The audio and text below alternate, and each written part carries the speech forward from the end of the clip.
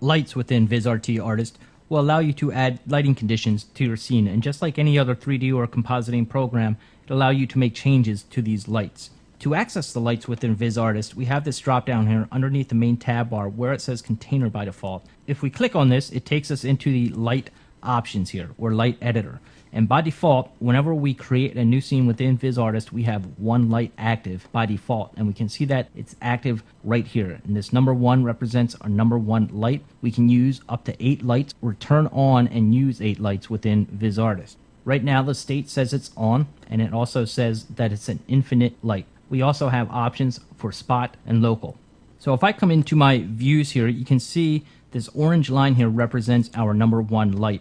And if I come into my top view and I zoom out a little bit using the X key, you see it says number 1 here, and it shows us this orange line. So we can actually take this line and move it around within this window. We also have the option to move it position X, Y, and Z by the numbers in the light editor.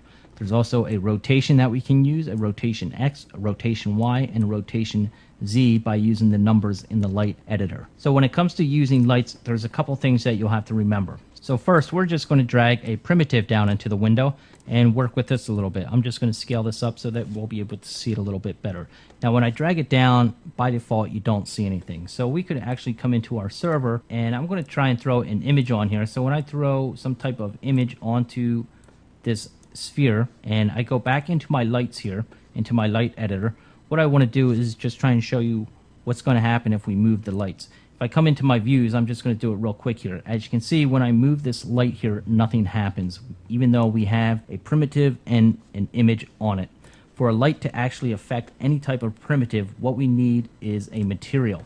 So I'm going to get rid of this image that we're using, and I'm going to use a material here. I'm going to drag a blue material on it. I'm going to go back into the views, and I'm going to turn my light source on here, and when I move my light now, you can see how it affects the sphere. So if I wanted to turn on additional light, like number 2 here, I could turn this on, and when I do that, within my views window, I have this new light that becomes active, and it shows us number 2 here. Now there's 3 handles that you can drag with on the light. So if we go back to number 1 here, we have the end of the light here, or the source of the light. We also have the middle part, and this will move the light all together, and then we have the end part, which is actually what the light is hitting.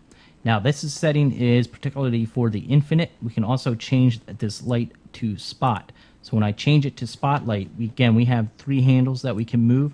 So we can move the source of the light, we can move the middle handle here, which moves the light all together, and we can move the end of the light, which moves the target. Now when we do have spot on, there's one more additional option that becomes active, and it's called attenuation. It's set to 70 by default, but we can adjust the cone or the angle of this light by adjusting the attenuation. The other option is for a local light, and when we change it to local light, it just becomes a localized light, and it doesn't give us any handles, but it does give us this one number here, so we can move this number around, and you can see as I move it around in my top view here how it's affecting the light within the render window. So we can have up to 8 lights active within a scene at a time, so we could just come down to each light and turn it on, and as you do turn it on, you can see how these handles are all becoming active. However, the more lights you do use in the scene, the more performance it uses, so you may want to keep this to a minimum. To turn off the lights, you can just turn this on button to off. So with all of them off, we will go back to number 1 here, and we'll change it back to infinite. Now another option that we do have are colors, so we can colorize our lights, and when we click on these colors here, you can see how it's going to change the color of the primitive within the scene. Now we also have a blue material on here, so this is also affecting the color of the primitive. If we wanted to just affect the color of a primitive by the lights alone, what we would need to do is get rid of this material, and we can create a new material here, and we'll just call this like the default white. And I'm just going to drag this white material on the light. I'm going to go back into my light setting here. Now if we just wanted to create this primitive blue with the light source, we could just come in here and change the color of our light source. So I'm going to delete my sphere here. I'm going to go into my server, into my objects, and I had saved off a globe a little earlier, and I'm just going to use this to show the next thing here. Now my globe is really supposed to be green and blue. The landmass is supposed to be green, but because our light is set to blue here, that's why it looks kind of dark. So if we wanted to change this, I could change my light source back to the default white and it changes our color here. If I split my globe, you can see that in the containers here we have a green material and also a blue material on it. We can keyframe lights, so two ways you can do this. I'm going to go back into my light here. We can use the keyframes here within the position X, Y, and Z within the editor, or you can just drag keyframes here within the window to use it. So to set a keyframe, I'm actually going to use the top view to do this, and I'm just going to move my light to where I want it to begin. I'm going to set a keyframe right there, and I'm going to move it to the right and set another keyframe. So that's how I want. Now we have a path that it creates here, so it shows us the animation path, and if you don't see it by default, you can always turn on your bounding box, right click in your views window and turn on animation, and it will show you the path of the light.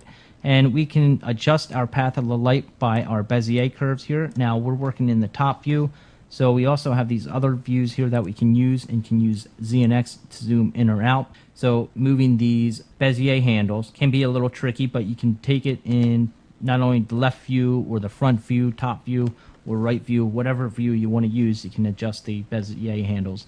Now when we hit play, you can see how in our render window here that the light moves. I'll hit play once more, and you can see how it kind of moves across the screen. When we go back into our server, we don't notice any type of animation on our containers or anything like that. To access the keyframe for the lights, if we go into the stage, we now have this light 1. It says position and rotation. If you need to adjust it in any way, adjust the speed or the settings of it, you can click on the keyframes and move them, and then you can also make adjustments this way here. If you want to completely get rid of the light animation, you just take this animation and drag it right to the trash. So I'm going to jump out of the stage, go into our lights again, and since we moved the lights, what I'm going to do is just hit my reset button here, and I'm going to reset all of my lights. So within our views and our light reset to 0, we don't see anything because the light actually takes up or goes back to 0 space, and it's actually inside of our globe right now. So to get the light back to where it was, you can just simply adjust this rotation here and Z, and once you start doing that, you now have your handles again, which you can click and drag apart. Within the light, we also have this option here for tracking object. So we can actually attach a light to an object. And to do this, I'm going to go into the built-ins, and I'm going to use another object here to set some keyframes to fly around our globe. So I'm going to use this icosahedron, and first I'm just going to adjust it right here so that we can see it.